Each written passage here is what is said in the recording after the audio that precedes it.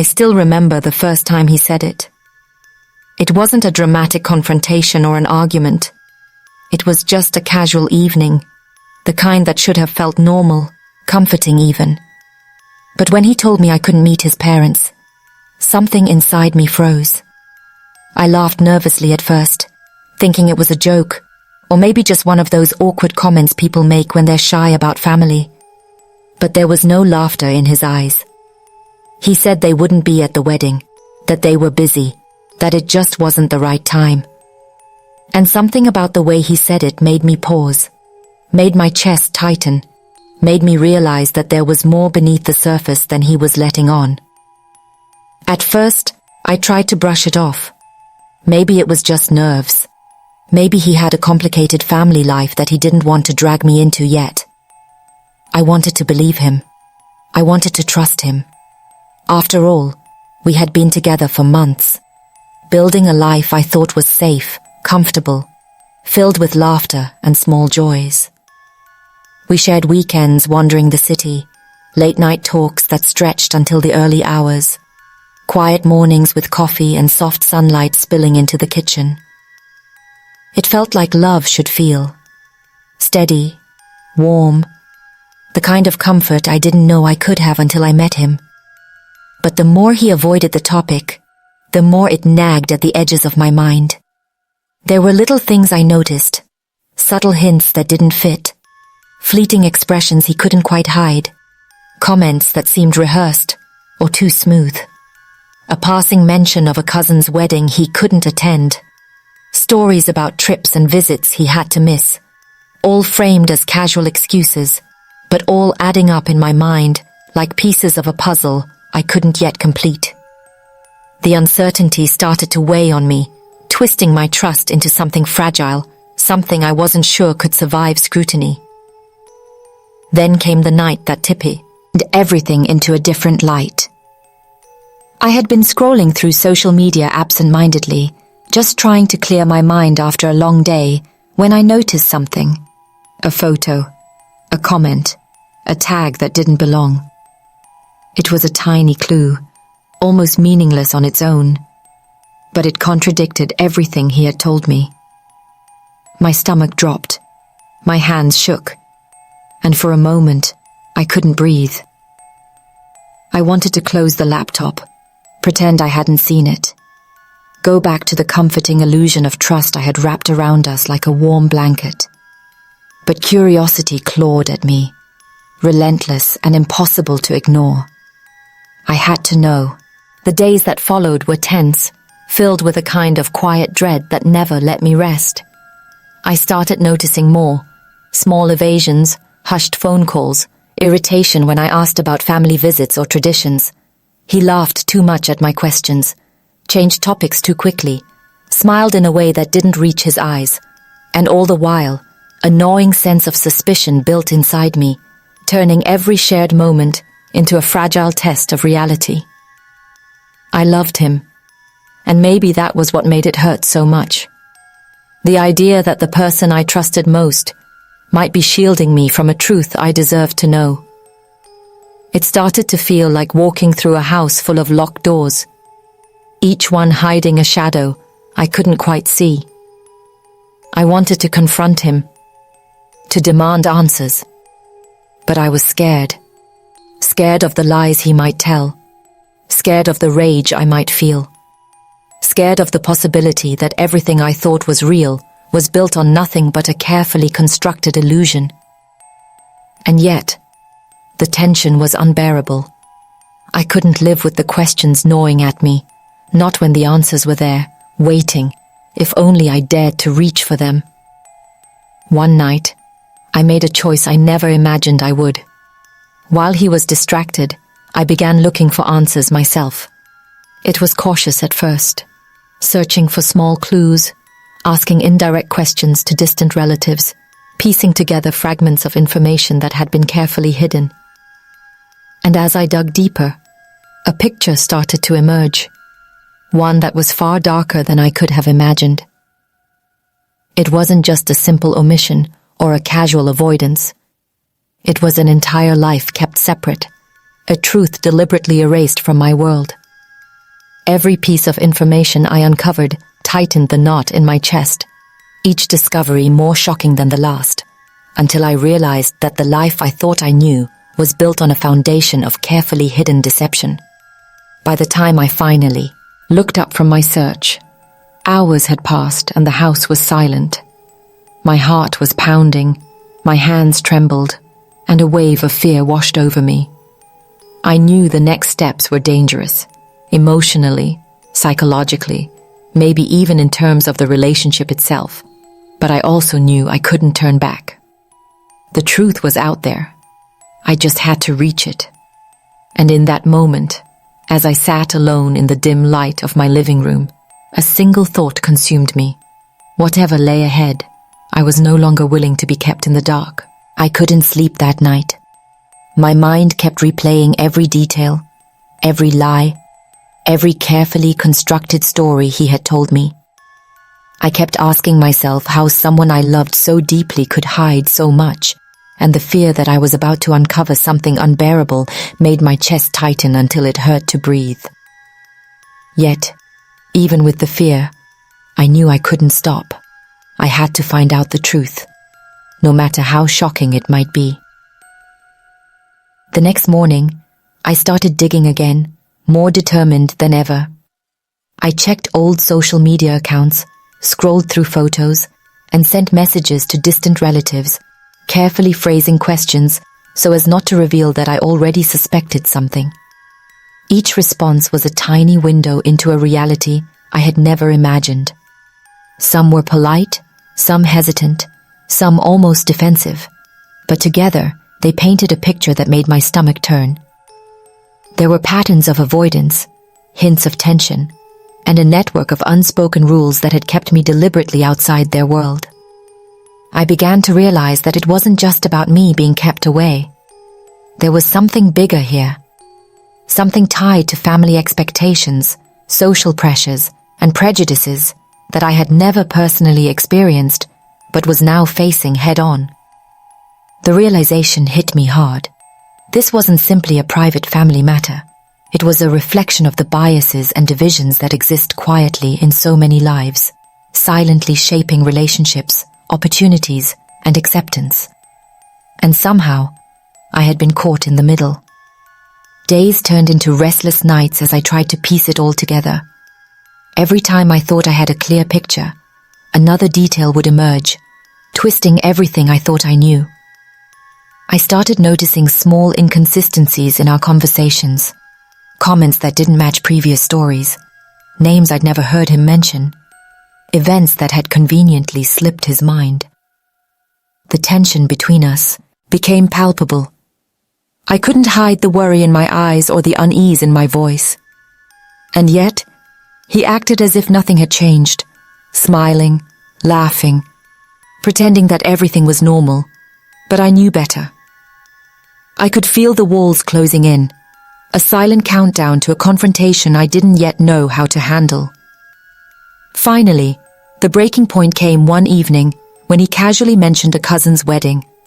A wedding I had just discovered was already happening in a city he claimed his parents couldn't travel to. I froze mid-sentence, my mind racing, heart pounding.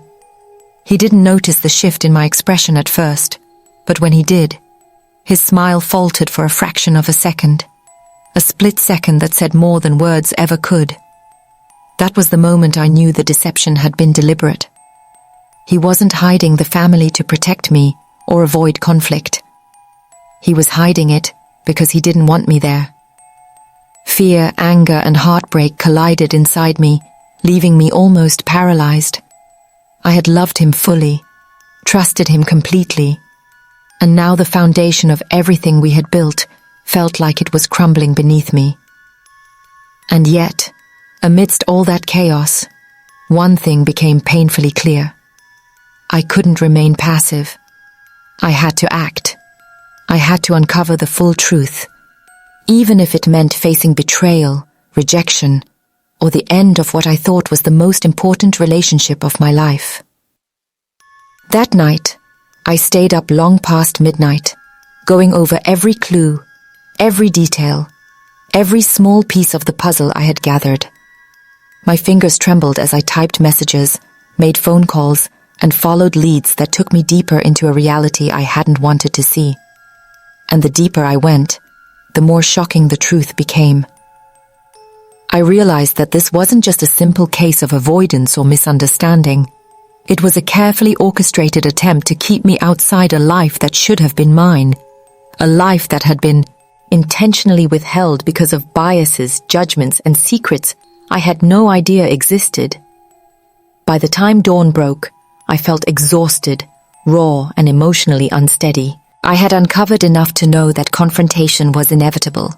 I had learned enough to realize the depth of the deception and the danger of remaining silent. And yet, even in that moment of despair, a part of me felt strangely empowered. I had survived the first wave of betrayal, and now, armed with knowledge, I could face what came next.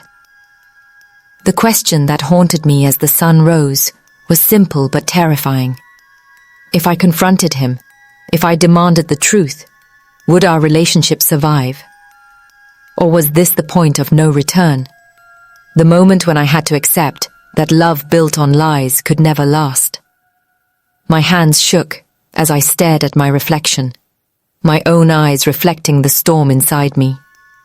And for the first time, I realized that whatever happened next, my life would never be the same. I couldn't stop thinking about it. The way his smile had faltered, the tiny crack in his perfect facade.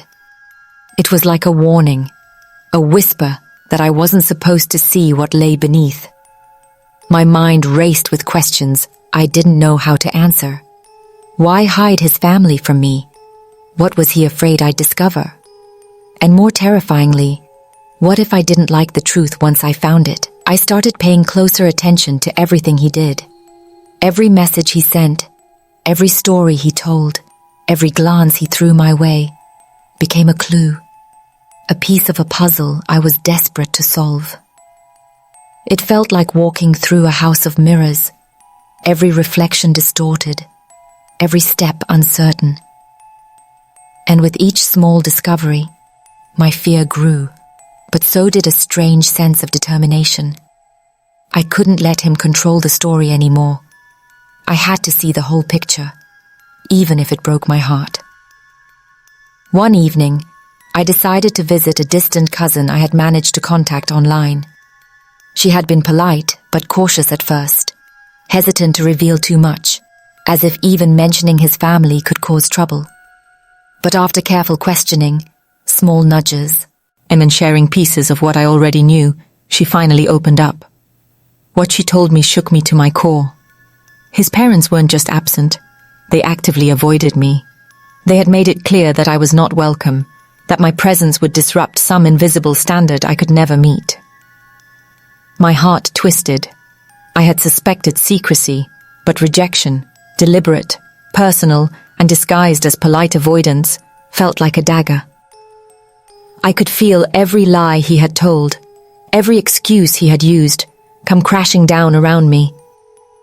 It wasn't just the absence of his parents that hurt. It was the knowledge that they had been planning this all along, that I had been systematically excluded from a part of his life that should have included me. I returned home that night, my mind spinning, and confronted him. I tried to remain calm, to sound rational, but my voice betrayed me, shaking with a mixture of fear and fury. I asked him, point blank, why he had hidden his parents, why he had lied, why he had allowed me to believe something false for so long. At first, he tried to dismiss it, to smooth over the tension with half-hearted explanations and soft reassurances. But I pressed, and the cracks in his defenses began to show. The conversation escalated quickly. The tension in the room was suffocating, almost unbearable. My emotions surged like a tidal wave. Anger, heartbreak, disbelief, betrayal, all tangled together until I didn't know which way was up. Every word he said that was meant to placate me only confirmed what I already suspected. This wasn't a simple misunderstanding or an awkward family situation. It was a deliberate choice, one designed to keep me in the dark, to manipulate my trust, to control my life without me even realizing it. I felt a cold clarity wash over me, the kind that comes when fear and shock give way to determination. I couldn't let him or his family dictate my worth or decide if I belonged. The love I had poured into this relationship was real, but it didn't give anyone the right to manipulate or exclude me. And for the first time, I understood that standing up for myself wasn't just about him. It was about me, my future, and every person who had been made to feel invisible or unwanted because of someone else's prejudice.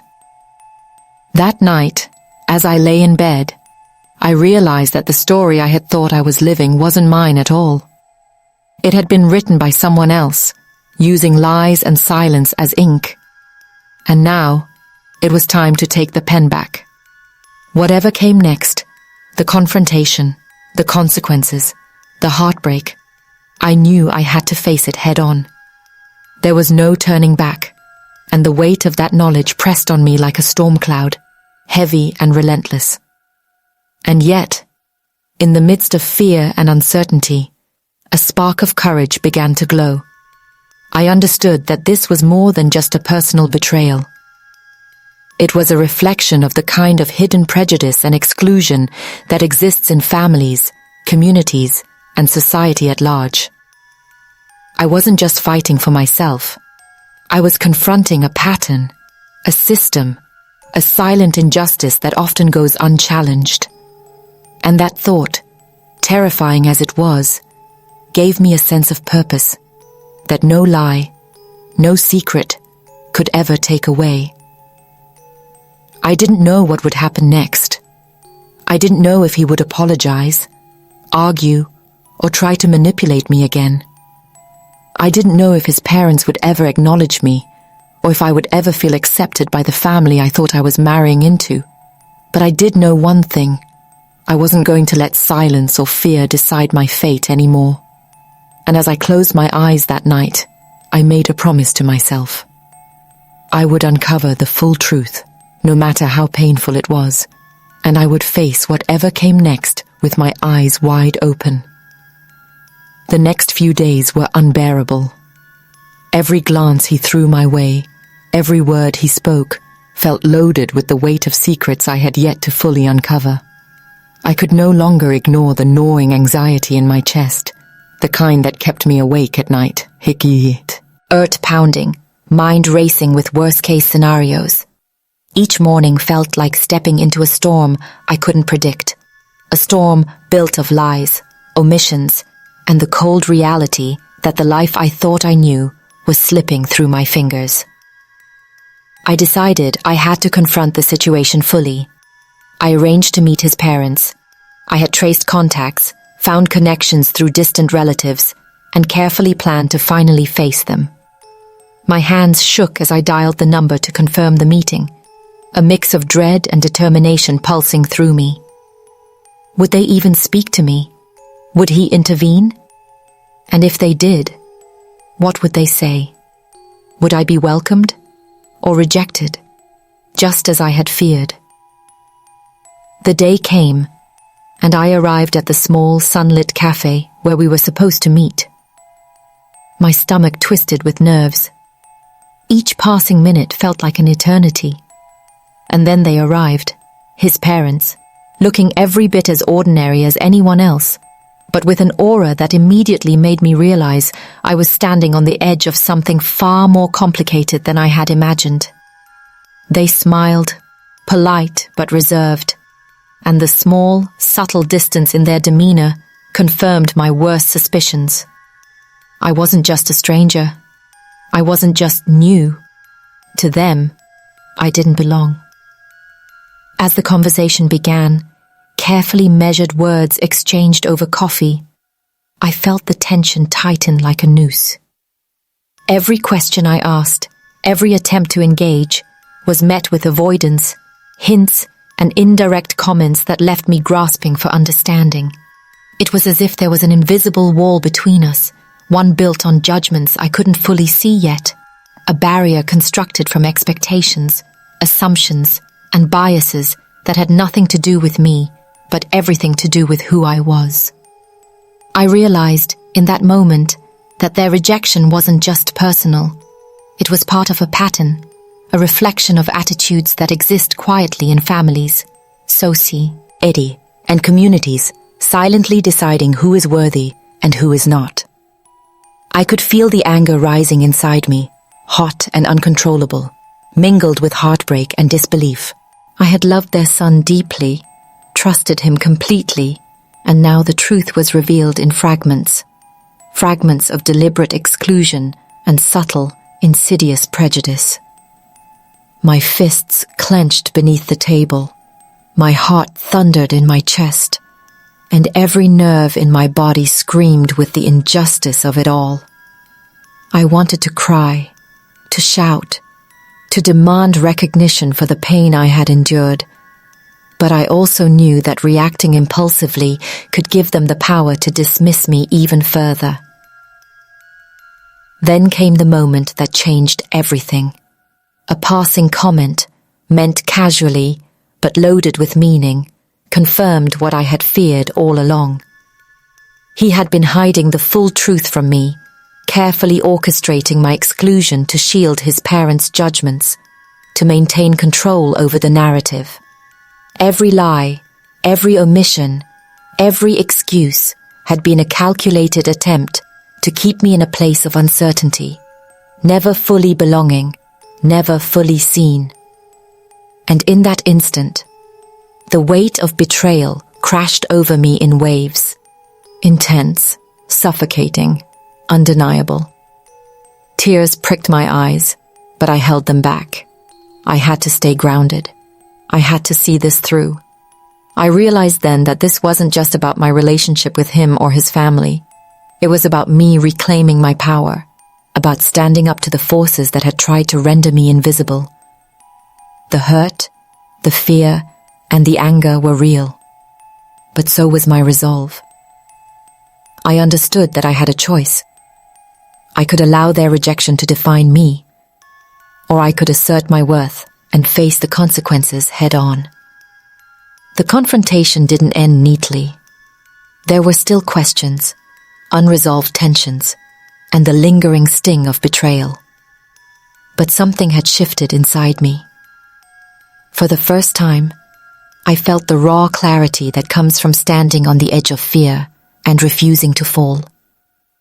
Whatever happened next, I knew I would face it with eyes wide open, refusing to let silence, secrecy, or prejudice dictate my life. And as I left the cafe, heart pounding, breath uneven, I carried with me a single, undeniable truth. The life I had thought I knew, the love I had poured into this relationship, and the trust I had placed in him, none of it could erase the reality I had uncovered. I wasn't broken. I wasn't invisible. I wasn't powerless. And in that revelation, terrifying and painful as it was, I felt the first spark of freedom. After that day, everything changed. The confrontation, the heartbreak, the intense wave of emotions. It left me raw, shaken, but also strangely clear-headed. I realized that the life I had imagined, the future I thought I would have, had never truly existed. It wasn't about him, or even entirely about his parents. It was about the way silence, secrecy, and prejudice can quietly shape a person's world, telling you where you belong, who you deserve, and who gets to accept you. And for the first time, I saw it all for what it was. I started to rebuild myself, slowly. At first, it was small things, allowing myself to cry when I needed, writing down everything I felt, sharing fragments of my experience with friends who listened and believed me. Then, bit by bit, I reclaimed my confidence, my voice, and my sense of self. I refused to let their judgments define me, their secrets manipulate me, or their absence diminish my worth.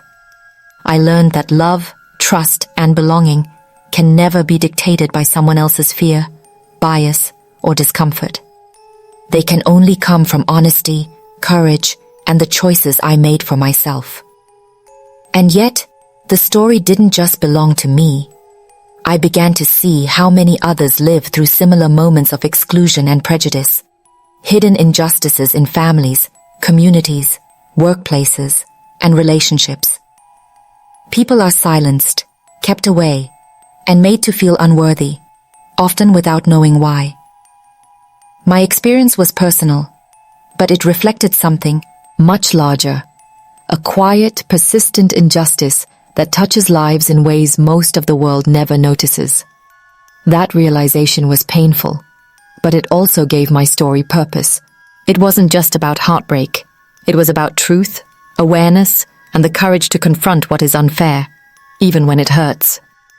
I started speaking out, carefully at first, sharing my story with those who would listen, hoping that it might give someone else the strength to face their own hidden truths. Because if there's one thing I learned, it's that silence only strengthens the walls of exclusion. Speaking, acting, and standing up, even when it's terrifying, can change everything. Sometimes, I still think about him, about the life that could have been, about the family that never welcomed me. And it stings. But I also know this. I survived. I confronted the lies, the secrecy, and the prejudice. I didn't allow their fear or judgment to erase who I am. I reclaimed my voice, my choices, and my future. So I ask you now, how long will we let invisible walls of bias decide who belongs, who is accepted, and who is seen? How many more lives will be quietly shaped by silence and exclusion before someone speaks the truth? My story ended, but its lesson echoes. Stand for your worth, demand honesty, and never let someone else's secrets define your life. Because no one, not even the people you love most, should have that power over you.